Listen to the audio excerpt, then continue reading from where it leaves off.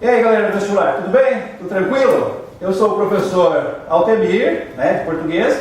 Aqui do meu lado está o professor Carlos, de geografia. A gente estava aqui planejando queimar uma carninha no final de semana, uma cervejinha. Mas aí nós lembramos que esse final de semana aqui que tem, Carlos?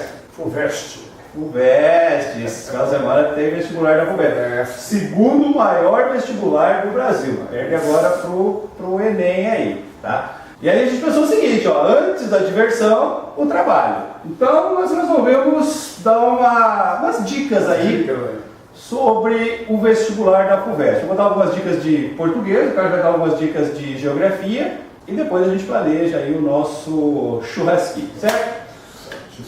Posso começar? Falar um pouco sobre literatura primeiro? Bom, gente, você sabe que a literatura na FUVEST ela é cobrada através da lista de leituras obrigatórias, né? Você tem 9 livros indicados ali como leitura obrigatória.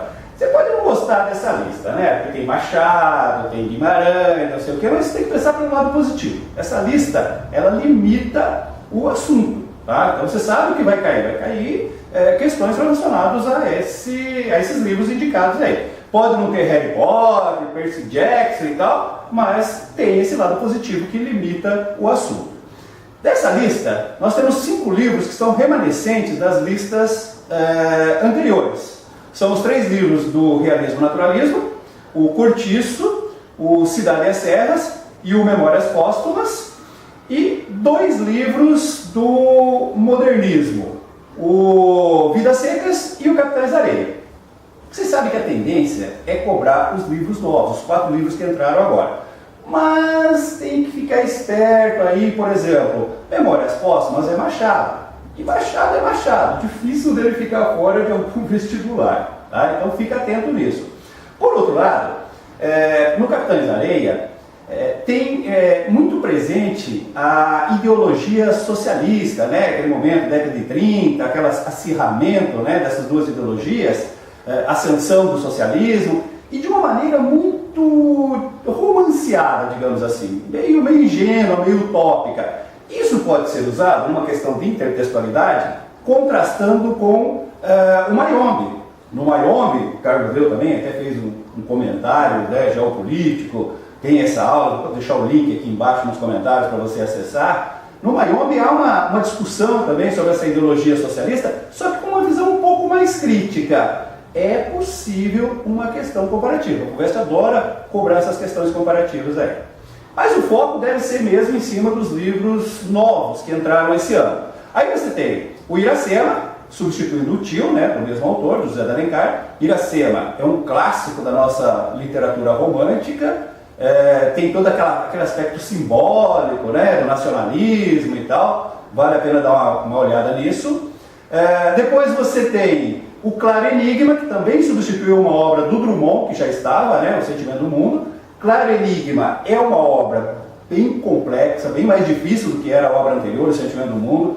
A crítica fala que tem uma guinada clássica aí por parte do autor, Então tem muito desse aspecto clássico, métrica, rima, formas fixas e tal. Vale a pena dar uma olhada. Eu tenho uma aula sobre isso também vou deixar o link aqui embaixo para vocês acessarem depois. Aí você tem o Sagarana, Eu acredito que a cobrança do Sagarana vai ser mais simples, mas o problema é que os Sagaranas são 9 histórias. Então mesmo uma questão mais simples, que cobre o tema, o assunto, o personagem, até o título, pode complicar, porque são 9 histórias que você tem que gravar aí, tá?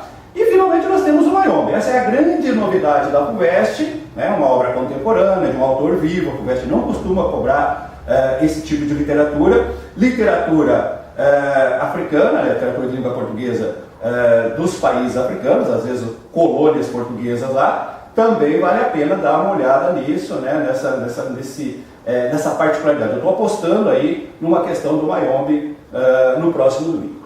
E em relação à geografia, o que você está apostando aí? Eu estou pensando, vou começar pelo Mayombe, Eu acho que eles podem reforçar a ideia do tribalismo, O livro deixa bem explícito lá os momentos da guerrilha, da resistência lá contra os portugueses, a dificuldade do comandante, do sem medo, administrar o grupo. Naturalmente, lembrar sempre da questão dos túmulos portugueses, né? Lembrar que a Revolução dos Cravos de 75 é ela que determina, então, a independência de Angola, né? Que a luta deles é uma luta anterior, portanto, né, a essa independência. E o tribalismo foi causa da guerra civil que aconteceu após a independência, não é isso? A principal causa. O conflito tribalista, que já aparece no nome, sim, acabaria por gerar essa... É um detalhe depois, né?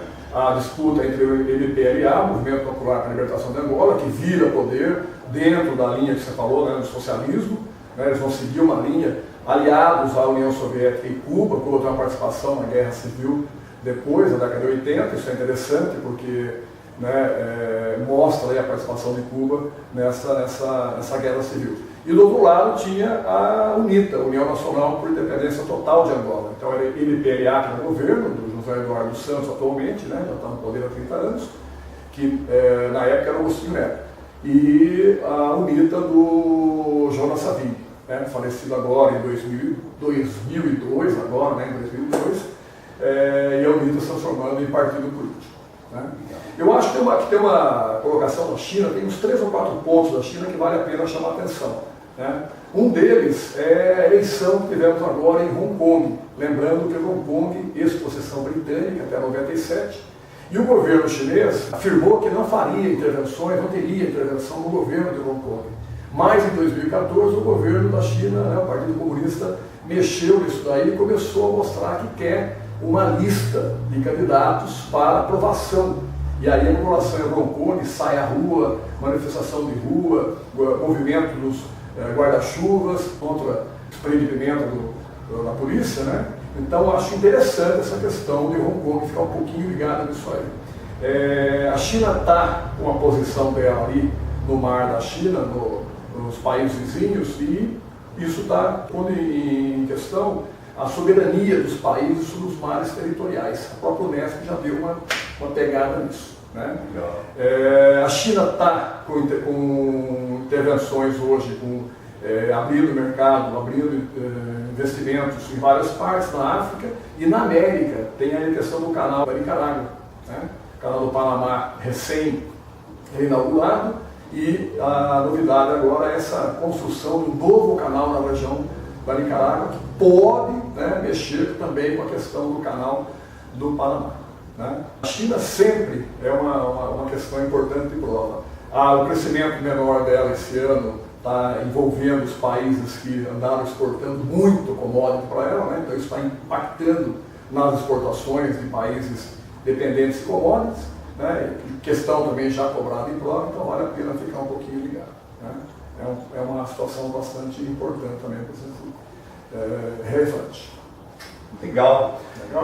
Eu queria lembrar ainda, né, que na prova de português você tem a parte de gramática. A cobrança de gramática tradicional é mínima e geralmente vem inserida no meio dos textos. Agora você tem as questões de leitura e entendimento do texto, que são extremamente importantes e relevantes. Boa parte da prova é aquele tipo de questão que você resolve apenas pela leitura, pela compreensão do texto. E aí vale aquilo que nós trabalhamos aí durante todo o ano, no curso de leitura e entendimento de texto. Uma leitura muito atenta, muito cuidadosa do enunciado, né? Essa leitura pode resolver a questão toda. E depois a leitura atenta das opções, tentando eliminar o máximo possível. Se você não conseguir chegar na resposta definitiva, pelo menos você eliminando 2, 3 opções, você tem uma chance maior de acertar ali. Tá? Só um detalhezinho.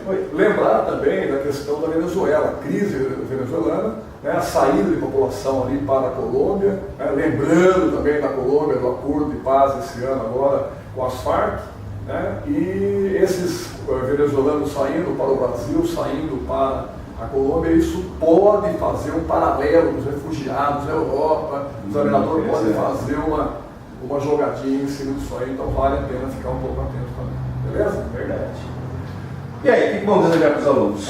Boa prova, né? Boa prova, boa prova, bom desempenho e só acabar. É isso aí, gente. E se você acha que está ruim para você, pensa um pouco na minha situação. Tá vendo aqui atrás, ó? Torcedor do Inter. Você acha que está ruim o vestibular? Pensa nisso. torcedor do Inter, time quase rebaixado, e ao lado de um palmeirense. Olha o sorriso dele. Olha o sorriso dele. Saindo da prova, aquela alegria do Palmeiras já cantando. Então, gente, olha, o vestibular é fácil. Diante dessa situação, você está tranquilo. Certinho, gente? Então, boa prova para vocês, tá? Nós só estaremos aqui queimando uma carninha, tomando uma cervejinha, mas pensando em vocês, tá? Gostaríamos de estar lá, mas não podemos. Então agora é com vocês. Certinho? A gente confia em vocês. Boa prova. Beleza? Um abraço. Vocês podiam ter perdido aquele jogo, né? Dava um pontinho pra gente, pelo menos.